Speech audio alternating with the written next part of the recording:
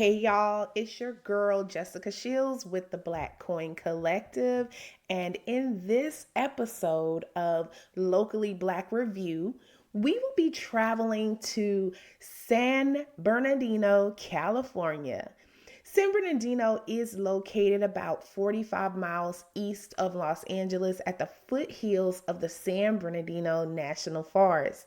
Today, we will be scoring the city based on the ability to find Black-owned businesses that fit these 5 categories: accommodations, food and dining, shopping and services, activities and culture, and nightlife and entertainment. And of course, the final city scorecard will be revealed whether the city is a Black-owned paradise, a solid Black-owned scene, a hit or miss, a Black-owned struggle, or not Black-owned friendly. We define Black-owned in the Black Coin Collective as 50% or more ownership that belongs to a Black individual. So let's go to San Bernardino. Now, for overnight guests, let's see if we can find you some decent accommodations. You may be in town to help a family member get situated for college. Maybe they will be attending the local university, California State University, San Bernardino, or you could just be visiting family and friends. Either way, you're going to need a place to stay, and you want to stay close by. So let's take a look at those accommodations.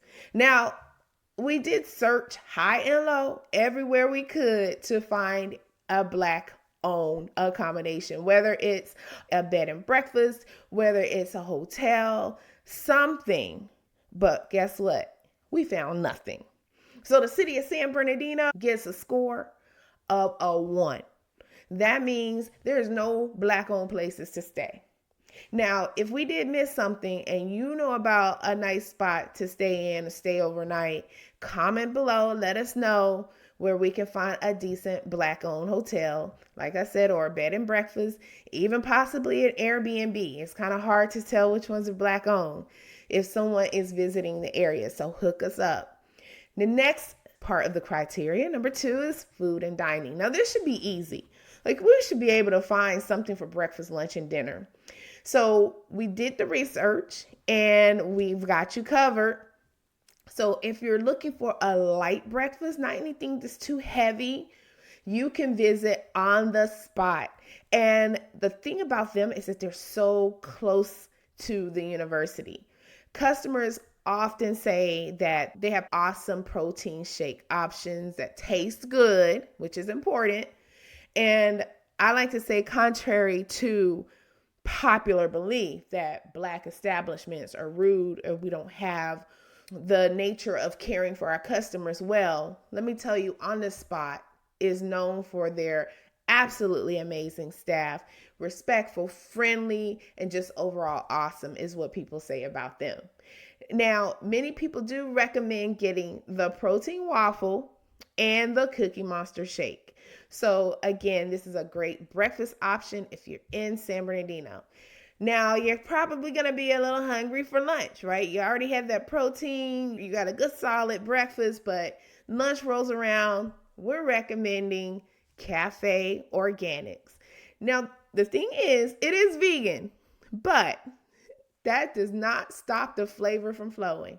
You would love Cafe Organics if you're into that hip, eclectic atmosphere that showcases Black art and that has some natural self-care items for sale. And of course, they do serve breakfast too. The menu is banging. So you have to try out their Mamba Burger with their special aioli sauce. It's homemade or house made, along with their side of seasoned fries. They do sell cocktails, they sell mocktails, and one of my personal favorites is their lavender lemonade. So when I go to Cafe Organics, because I've actually been here, lavender lemonade is the first thing I order.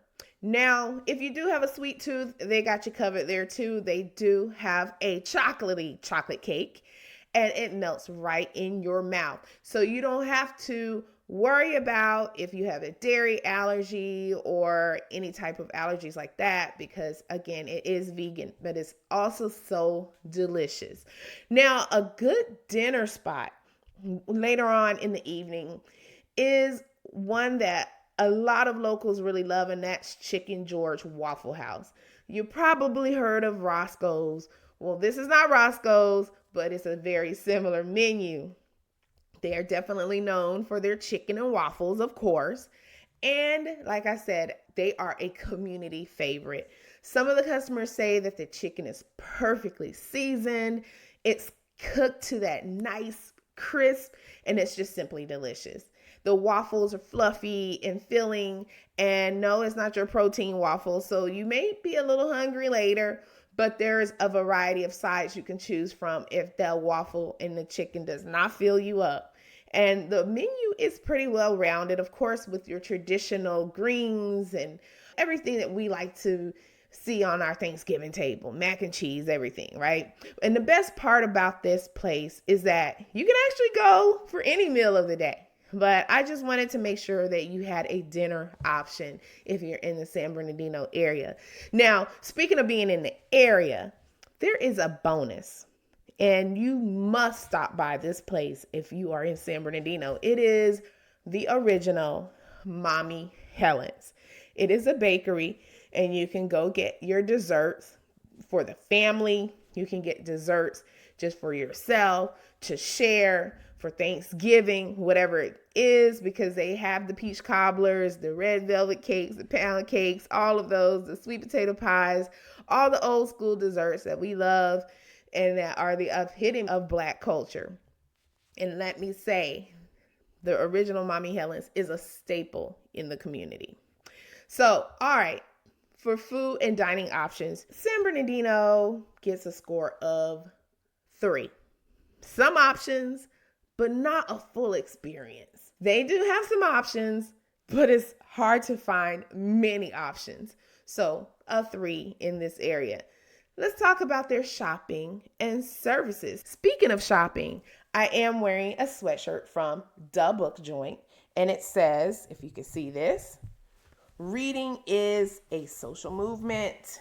Let me say that this is definitely a conversation piece. Every time I wear it, someone asks me questions about reading and if I'm in education. So reading is a social movement. I love this sweatshirt because it is a conversation piece, but it's also standing for something that I really believe in, which is reading, because that opens our minds. And the Book Joint is located in Chicago, not in San Bernardino, but I just want to give them a shout out because I absolutely love this sweatshirt. I love this saying on the sweatshirt. But speaking of shopping and services in San Bernardino, we know that you can find a lot of places where you can get your hair done, of course, right? So there are several barbershops, beauty salons in San Bernardino, like a Fresh Start Beauty Salon, Edgewise Barbershop and Braiding Salon, and then of course the Experience Barber and Braids. Is there anything else outside of hair care services? Honestly, it was really difficult to find other services offered. So if you live in the area and are in need of maybe some counseling services and you can travel a short distance to San Bernardino, Clay Counseling Solutions is a community favorite. Also, if you're looking for like bartending or event planning services, Sugarcane Junkie is San Bernardino based. Honestly, for those visiting out of town, you're not going to find like the Black Spa experience or pampering services. So if you're thinking about shopping, you're also going to have quite a bit of trouble finding places to shop in San Bernardino that are Black owned. Now, they do sometimes have pop-up events and you can shop with Black owned vendors. So this isn't something that can be easily planned because you have to know when the pop-up is. Is it going to be aligned with when you're going to be in the area? So it's kind of a little sketchy when it comes to shopping and services. That's why the city of San Bernardino gets a score of 1. barely anything Black owned. Now, talk about activities and culture. What does it look like to participate in Black-led activities and culture in San Bernardino? Just a quick little San Bernardino Black history fact. I love just learning about the different cities, but in the 1910s and 20s, Black families did move into the west side of San Bernardino, and they settled near the Santa Fe rail yard, so obviously for jobs. They built churches, businesses, and Masonic orders that laid the foundation for the early civil rights movement. So yes, there were things that were happening in San Bernardino that laid that foundation for the civil rights movement. And decades later, in 1945 to 1947, there was a J. Robert Smith and Mary Lou Phillips who launched the Tri-County Bulletin newspaper out of their home on Harris Street, and they became leaders of activism during and after World War II because they wanted to capture the Black voice, and they wanted to make sure that Black people understood the position of people that were in leadership. And since then, even current Black-owned newspapers like Black Voice News and West Side Story continued to play a major role in capturing and informing the Black people in the San Bernardino area.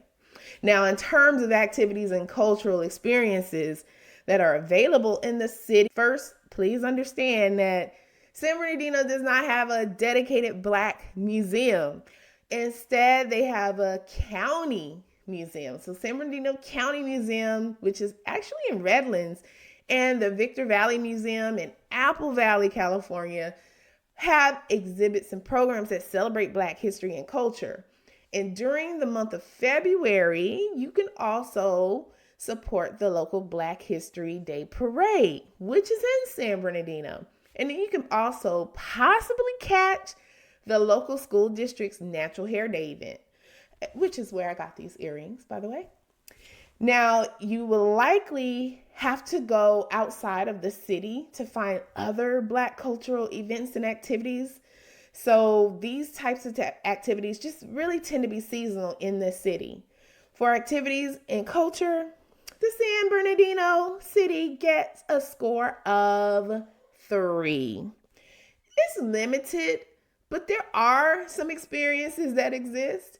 So you might find something. Nightlife and entertainment. We did an extensive research, okay? We tried to look and find, but every time we looked, results came up in nearby cities. As for San Bernardino, nightlife and entertainment is not an area of strength as it pertains to Black ownership. So for nightlife and entertainment, the city of San Bernardino gets a score of 1. No real Black nightlife scene. All right, let's tally up the points for the final city scorecard. San Bernardino, California, you earned a score of 9, which is Black-owned struggle. Finding Black businesses is a challenge. Why such a low score? Well, the Black population is low. It's like 11%, maybe 12, maybe. The city is struggling economically, so they're strained with their resources, and the citizens that live there, many of them also struggle. There's a high cost of living, as we know. California is expensive, so it's hard to retain those skilled workers in the city. And then, of course, what plagues so many Black businesses anyway, or people who desire to have businesses, is that limited access to business education, business capital, and mentoring. So with that, we know that there's some areas that can be improved upon for the city of San Bernardino as it relates to helping Black entrepreneurs and business owners thrive. And hopefully this is helpful.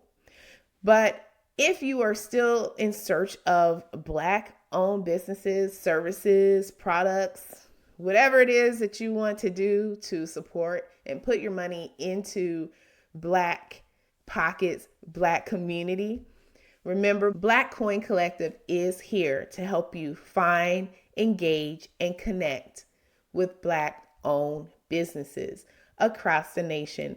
And the businesses talked about today, you can find on the website oneblkcc.com.